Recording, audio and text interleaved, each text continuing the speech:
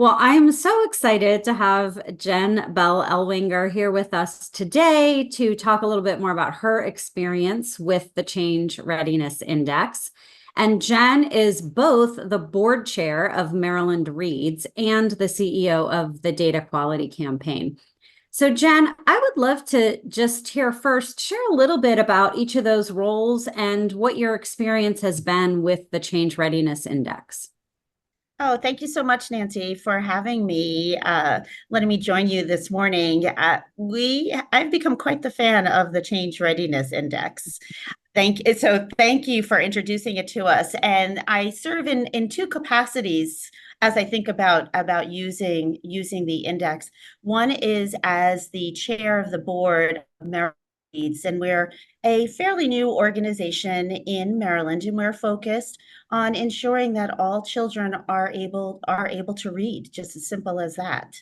And then in my other hat as president and CEO of the Data Quality Campaign, we are a national advocacy organization, and we focus on the use and access of educational data to improve outcomes for all learners from early learning through workforce. So you just mentioned two very different organizations, right? A relatively new state focused and then a almost 20-year-old About to celebrate national. our 20th anniversary, yes. Yeah, so congratulations on that. So how is the Change Readiness Index relevant in each of those pretty different scenarios? So we were introduced to the Change Readiness Index through work that we were doing with CSR Communications, and T. Rowe Price Foundation introduced us to be involved with nonprofit organizations, to think about how do you work with your board, and how do you make that work meaningful, and how do you become a learning and continuous improvement board. And the work that we've done with CSR Communications around the Change Readiness Index, which I was a little skeptical when you said all of the board needs to take this index, and you said it's only going to be a quick little survey. And to be honest, it was only a 5-minute survey, but we got so much good information as a new board, as a new organization, and it has helped us really focus in on some areas that we knew we needed to work on, but it was validating to get both the feedback of places where we were doing well and also those places where we needed to improve upon. And so then, you called me up and said, hey, is this available to other organizations too? I'd like to use it in my CEO role. So what sparked your interest in this for the data quality campaign? How do you see it being useful to you there?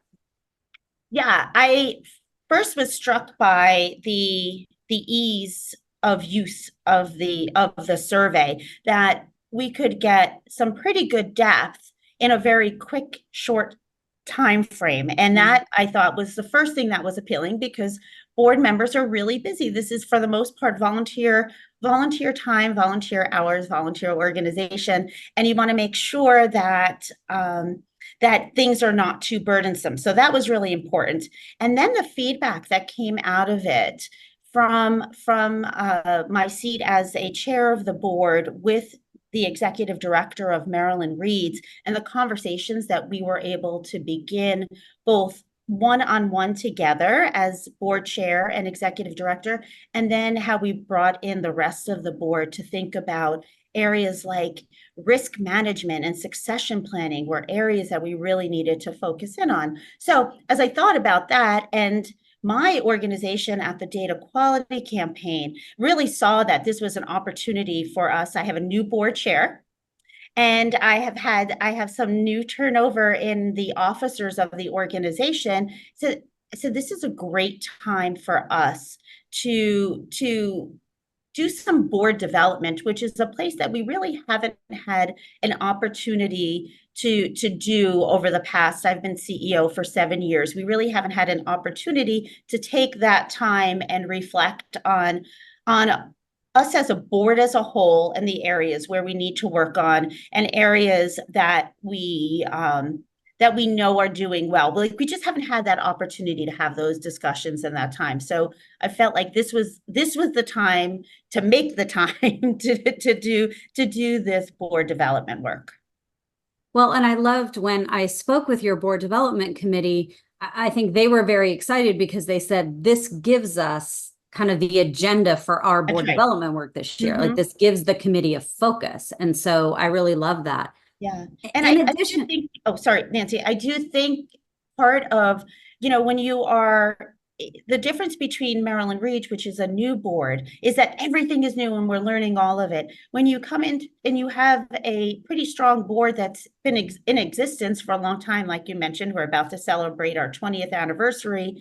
And we are the practices of our board at the data quality campaign are pretty well documented and cemented. You want to be thinking about how can you move it to that next level. What are areas, are we just comfortable, or are there things around risk and other areas that we maybe haven't focused on the way we need to?